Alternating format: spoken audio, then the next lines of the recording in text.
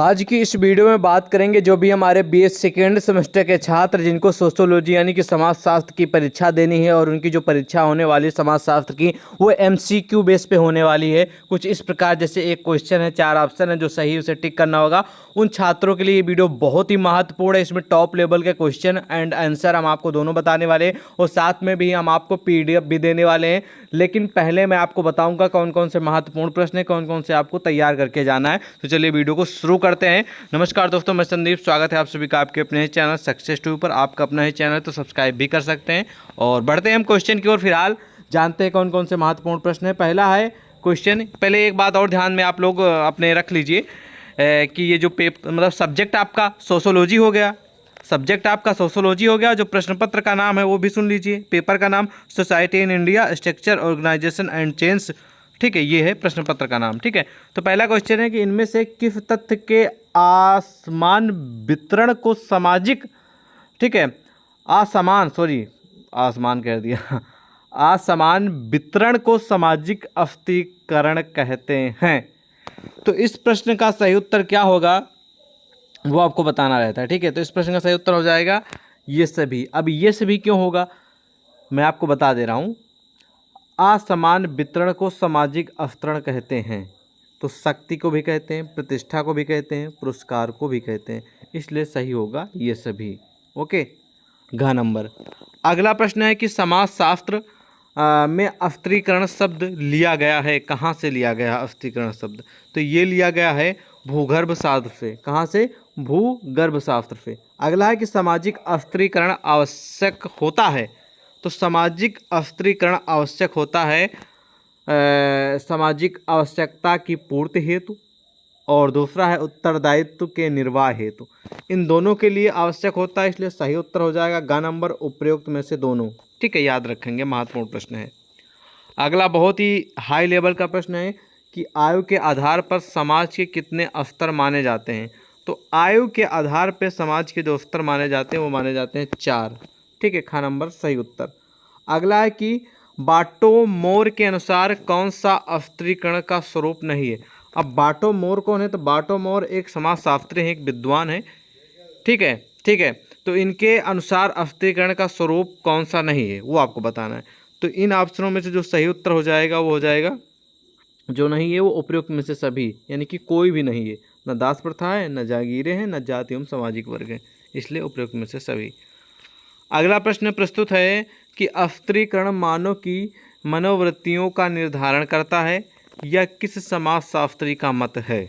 ठीक है, तो इस प्रश्न का सही उत्तर हो जाएगा ओल्सन का है। ओल्सन एक समाजशास्त्री हैं, इनका ही ये सेंटेंस है, इनका ही मत है। ठीक है, ये अगला है कि जागीर प्रथा में वर्ग पाए जाते हैं। जागीर प्रथा में वर्ग पाए जाते कौन से? तो इस प्रश्न का सही उत्तर हो जाएगा ये सभी, यानी कि सरदार भी पाए जाते हैं, पादरी भी पाए जाते हैं, सामान्यजन भी पाए जाते हैं, इसलिए सही हो जाएगा घ नंबर, उपयुक्त में से सभी। अगला प्रश्न है कि जागीर प्रथा के अंतर्गत भारतीय समाज कितने वर्गों में विभक्त है? तो जागीर प्रथा के अंतर्गत भारतीय समाज जितने वर्ग में बटा है उनकी जो संख्या है वो है 6 का नंबर सही उत्तर। अगला प्रश्न है कि किसने समाज को सरल, मिश्रित, दोहरे मिश्रित एवं तिहरे मिश्रित में व्यक्त किया है? ठीक है, तो इस प्रश्न का सही उत्तर हो जाएगा एच स्पेंसर, द नंबर सही उत्तर होगा। अगला है कि पुस्तक फंडामेंटल्स ऑफ सोशोलॉजी किसने लिखी है? बहुत ही महत्वपूर्ण प्रश्न है, याद रखेंगे, हाई लेवल का क्वेश्चन है। तो फंडामेंटल्स ऑफ सोशोलॉजी जो लिखी गई वो जिसबर्ट के द्वारा लिखी गई, सही उत्तर हो जाएगा ब नंबर, जिसबर्ट, जो कि बहुत ही प्रमुख समाजशास्त्री हैं। अगला है कि एशियाटिक सोसाइटी, ये भी ठीक है, एशियाटिक सोसाइटी है, इसकी स्थापना किस सन में हुई थी? ठीक है, तो उस सन का नाम है 1784, ब नंबर सही उत्तर होगा। अगले प्रश्न की ओर बढ़ते हैं। अगला प्रश्न है कि सांस्कृतिक विलंबन का संप्रत्यय किसने दिया है? ठीक है, तो किसने संप्रत्यय दिया है उसका आप लोगों को नाम बताना, ये भी महत्वपूर्ण है आपकी परीक्षा के लिए, याद रखेंगे। ठीक है, इसका उत्तर जिन छात्रों को मालूम है कमेंट सेक्शन में जरूर अपनी राय तो जरूर दिया करेंगे। ठीक है, चलिए इस प्रश्न का जो सही उत्तर हो जाएगा वो हो जाएगा ऑप्शन नंबर, ठीक है, बी। आगबर्न। ये क्वेश्चन 17, 18, 19 पिछले कई सालों में रिपीट हुआ है, ठीक है, याद रखेंगे। अगला है क्वेश्चन कि किसने पुस्तक सोशल चेंज विद रिस्पेक्ट, ठीक है, respect to culture and original nature लिखी है, ठीक है। तो इस पुस्तक के लेखक कौन है? तो इस पुस्तक है जो ना, इसके जो लेखक है उनका नाम आपको बताना है। तो इसके लेखक है आगबर्न, ठीक है। अगला की पुस्तक सोसाइटी एंड कल्चर के लेखक कौन है? तो सोसाइटी एंड कल्चर के जो लेखक हैं उनका नाम है मैरिल। सही उत्तर हो जाएगा सी नंबर, मैरिल। ओके, चलिए नेक्स्ट क्वेश्चन की ओर बढ़ते हैं। नेक्स्ट क्वेश्चन आप लोगों के समझते है कि निम्नलिखित में से कौन सा सोशल चेंज पुस्तक के लेखक है? मतलब एक पुस्तक का नाम है सोशल चेंज, इसके लेखक कौन है, ठीक है। तो इस प्रश्न का सही उत्तर हो जाएगा आगबर्न, ए नंबर। अगला है कि निम्नलिखित समाजशास्त्रियों में से किसने संस्कृत को भौतिक एवं अभौतिक संस्कृत में वर्गीकृत किया है, ठीक है, किसने बांटा है, वर्गीकरण किया है, ठीक है। तो उनका नाम है आगबर्न, याद रखेंगे, बी नंबर सही उत्तर हो जाएगा। ये 2018-17 पूछा भी गया था। अगला है कि किसने संस्कृत के 3 चरणों इंद्रियपरक, ठीक है, अर्धात्मक और विचारात्मक की अवधारणा दी है? तो इस प्रश्न का सही उत्तर हो जाएगा सोरोकिन ने दी है, डी नंबर। अगला है कि फोक वेज पुस्तक के लेखक कौन है? तो फोक वेज पुस्तक के लेखक हैं समनर, सी नंबर सही उत्तर होगा। अगला है कि संस्कृत विलंबन के सिद्धांत का कौन सा कथन सही है इन अवसरों में से? तो वो जो सही है वो पहला ही सही है, भौतिक संस्कृत में अभौतिक संस्कृत की अपेक्षा ज़्यादा गति से परिवर्तन होता है, ठीक है। अगले प्रश्न की ओर बढ़ते हैं। अगला प्रश्न है कि विचलित प्रवृत्तियों की कली को खिलाने से रोकना मुहावरा दिया है, ठीक है। तो ये जो मुहावरा दिया गया है किसके द्वारा दिया गया वो आपको बताना है, भी महत्वपूर्ण प्रश्न है आपके एग्जाम के लिए, ठीक है। तो इस प्रश्न का सही उत्तर आपको मालूम है तो कमेंट में ज़रूर बताएं, ठीक है। सही उत्तर हो जाएगा ऑप्शन नंबर, ठीक है, ए, पर्सन्स ने दिया है। अगला है कि प्रिमटो, ठीक है, प्रिमटो कल्चर पुस्तक किसने लिखी है? तो इसके जो लेखक हैं उनका नाम है टायलर, सी नंबर सही उत्तर। अगला क्वेश्चन प्रस्तुत है कि सामाजिक सांस्कृतिक परिवर्तन के संदर्भ में ध्रुवीकरण का सिद्धांत किसने प्रस्तुत किया, ठीक है। तो जिसने प्रस्तुत किया उनका नाम है सोरोकिन।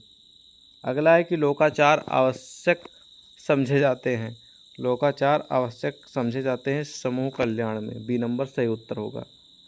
अगला प्रश्न प्रस्तुत है कि निम्नलिखित में से कौन एक ठीक है, सुमेलित है, मतलब स्टेप बाय स्टेप कौन है सुमेलित, ठीक है। ये इधर हैं फ्रायड, स्पेंसर, आगबर्न, ये है विद्वान के नाम, ठीक है, और उनके द्वारा इनके सेंटेंस है, ठीक है, उनके द्वारा मतलब इनका संबंध किससे है, ठीक है। वो सम्मिलित कार्य है, मतलब मैच कर रहे हैं इससे कि नहीं कर रहे हैं, कौन सा इसमें से मैच कर रहा है? तो इसमें जो मैच कर रहा है वो मैच कर रहा है सी नंबर की सांस्कृतिक विलंबना आगबर्न, ये वाला सम्मिलित हो रहा है, मतलब ये वाला मैच कर रहा है, ये इनका है, ठीक है, इनसे जुड़ा है ये। अगला है कि निम्नलिखित में से कौन सा एक सोरोकिन प्रस्तुत संस्कृत का स्वरूप नहीं है, ठीक है। जो नहीं है वो है इंद्रिय परक संस्कृति, ठीक है। नहीं, फिर से क्वेश्चन मिस्टेकिंग हुआ है, लिखा क्वेश्चन निम्नलिखित में से कौन सा सोरोकिन प्रस्तुत संस्कृत का स्वरूप नहीं है, ठीक है। कौन सा स्वरूप की बात हो रही है, ठीक है, वो है आवास्तिक, डी नंबर, ये स्वरूप नहीं है। अगला है क्वेश्चन कह रहा है कि कौन सा विचारक और अवधारणा का युग्म गलत है, ठीक है। तो इनमें जो गलत है अवधारणा का वो है सांस्कृतिक वर्ग सोरोकिन, सी नंबर। अगला कि आगबर्न का भौतिक संस्कृत है सोरोकिन की विचारात्मक संस्कृति या फिर अर्दासनात्मक संस्कृति या फिर इंद्रियपरक संस्कृत। इन अवसरों में से सही उत्तर आपको बताना है, सही उत्तर हो जाएगा इंद्रिय परक संस्कृति, ठीक है, सी नंबर। अगला कि किस समाजशास्त्री का कथन है कि संस्कृत सीखे हुए व्यवहार प्रतिमानों का योग है, ठीक है। तो इस प्रश्न का सही उत्तर हो जाएगा रॉबर्ट बीर स्टीड, ठीक है, घ नंबर सही उत्तर होगा। अगला है कि संस्कृत शब्द का सर्वप्रथम विस्तृत यानी कि लॉन्ग प्रयोग किस विद्वान ने किया है? तो उस विद्वान का नाम है टायलर, याद रखेंगे, टॉप लेवल का क्वेश्चन है, का नंबर सही उत्तर होगा।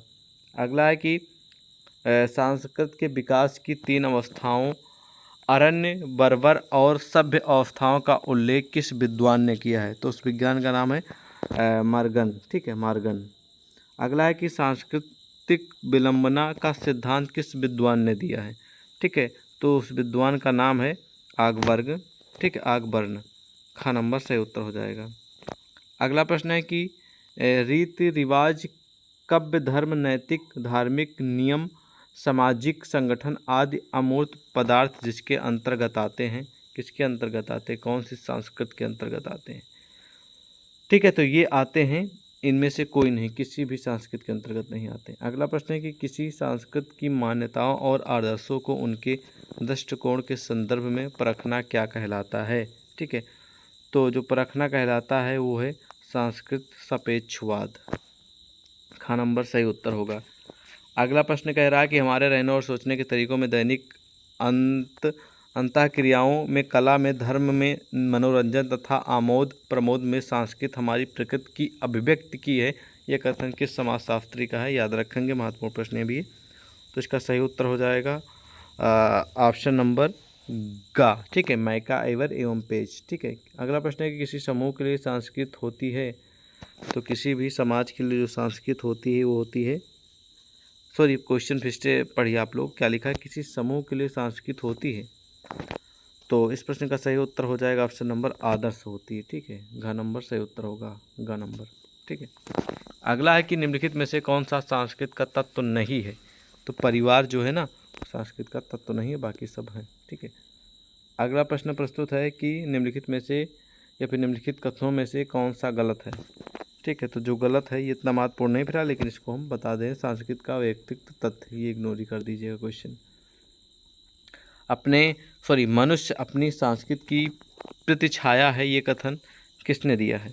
तो ये कथन दिया गया है लिंटन द्वारा, जो कि प्रमुख समाजशास्त्री हैं। अगला है क्वेश्चन कि निम्नलिखित में से कौन सा अभौतिक संस्कृत का उदाहरण नहीं है इन ऑप्शनों में से? ठीक है, तो अभौतिक संस्कृत का उदाहरण नहीं है। ठीक है, उसका आप लोगों को नाम बताना है। बहुत महत्वपूर्ण प्रश्न है ये भी आपके एग्जाम के लिए। ठीक है, तो जो नहीं है वो है औषधियाँ। सही उत्तर इसका हो जाएगा ऑप्शन नंबर ग। ठीक है, चलिए नेक्स्ट क्वेश्चन की ओर बढ़ते हैं।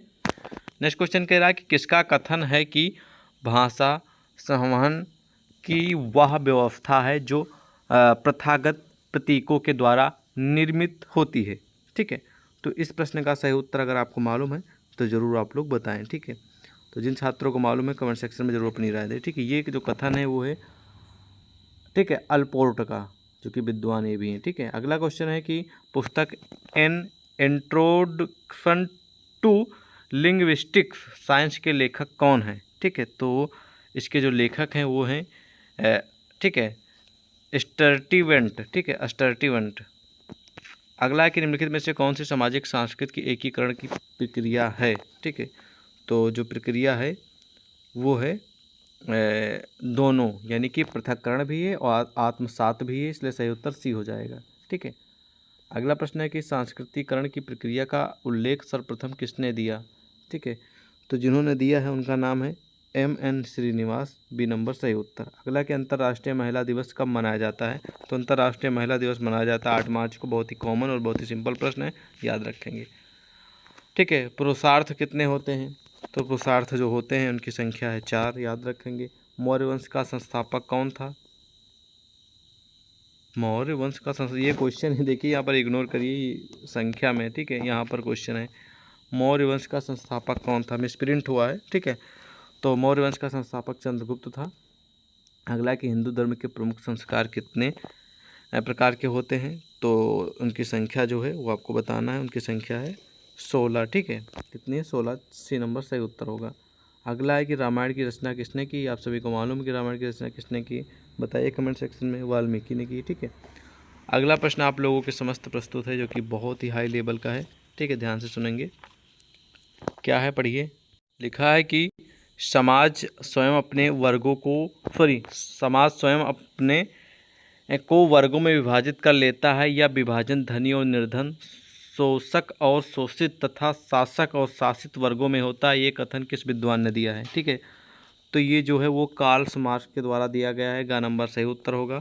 अगला प्रश्न आप लोगों के समक्ष प्रस्तुत है कि सामाजिक वर्ग का निर्धारण करने के लिए समाजशास्त्रियों द्वारा सामान्य रूप से प्रयुक्त आधार है। ठीक है, तो जो प्रयुक्त आधार है वो है आय, व्यवसाय और शैक्षणिक स्तर। ठीक है, सही उत्तर होगा ग नंबर। अगला है कि किसने अनुसूचित जनजातियों को पिछड़े हिंदू शब्द से संबोधित किया है। ठीक है, तो उनका नाम है GS घुरिया, जो कि ये भी प्रमुख समाजशास्त्री ही है। अगला है कि वर्ग की अपनी परिभाषा में किसने जीवन अवसरों की अवधारणा को सम्मिलित किया था। ठीक है, तो उनका नाम है वेबर। ये भी आप लोग जानते हैं कि समाजशास्त्री हैं। निम्नलिखित में से किसमें सर्वप्रथम वर्ग संरचना विकसित हुई। ठीक है, तो विकसित हुई वो आदिम समाज में। का नंबर सही उत्तर होगा। अगला है कि फैमिली शब्द की उत्पत्ति लैटिन भाषा के किस शब्द से हुई है, तो हुई है फैमुलस शब्द से। ठीक है, सी नंबर। निम्नलिखित में से कौन सी प्रजाति है इन अक्षरों में से। ठीक है, वो है निग्रेटो। सही उत्तर घा। अगला प्रश्न है कि किस विद्वान ने भारत को प्रजातियों का अजैब घर कहा है। ठीक है, तो उनका नाम है रिजले। ठीक है, अगला है कि ग्राम्य नगर शब्द सर्वप्रथम प्रयोग किसने किया। ग्राम्य नगर शब्द जो है सर्वप्रथम किसने प्रयोग किया है। बहुत ही हाई लेवल का प्रश्न है, याद रखेंगे। ठीक है, विलकॉक्स ने कहा है। ठीक है, बहुत ही हाई लेवल का है। अगला प्रश्न है कि पीपल ऑफ इंडिया पुस्तक के लेखक कौन है, तो पीपल ऑफ इंडिया पुस्तक के लेखक का नाम है रिजले। ठीक है, सही उत्तर खा नंबर हो जाएगा। और आगे जितने भी प्रश्न आप लोगों के समस्त आने वाले हैं वो बहुत ही महत्वपूर्ण है। अगला है कि भारतीय समाज के अध्ययन के लिए संरचनात्मक प्रकार्यात्मक परिप्रेक्ष्य को अपनाया है, तो अपनाया है AR देसाई ने। ठीक है, तो अब जितने भी नीचे प्रश्न आएंगे उसके समस्त उसका उत्तर रहेगा। जैसे ये प्रश्न है तो इसके समस्त इसका उत्तर है ये जहाँ पर टिक है। ठीक है, अगला प्रश्न है कि डोंगरी भाषा किस क्षेत्र में बोली जाती है, वो जम्मू कश्मीर में। देखिए सही उत्तर टिक है। तो इसी तरह जितने भी नीचे क्वेश्चन हैं उन सभी के सामने उसका उत्तर यहाँ पर जैसे इस प्रकार टिक है, आप लोग देख ही पा रहे होंगे।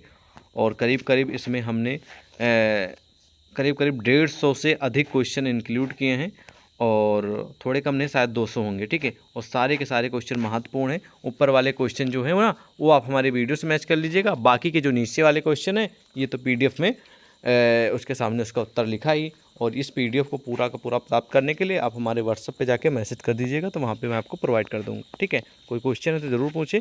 और आप लोगों को मैं भी बता दूँ वीडियो लंबी ना हो, इसलिए इस प्रक्रिया को करना पड़ता है। आप लोग बोलेंगे कि टाइम लॉस हो रहा था, PDF प्रोवाइड कर दी थी, तो इसलिए मैंने ये प्रक्रिया अपनाई है। बाकी मिलते हैं एक और नई वीडियो में। जय हिंद।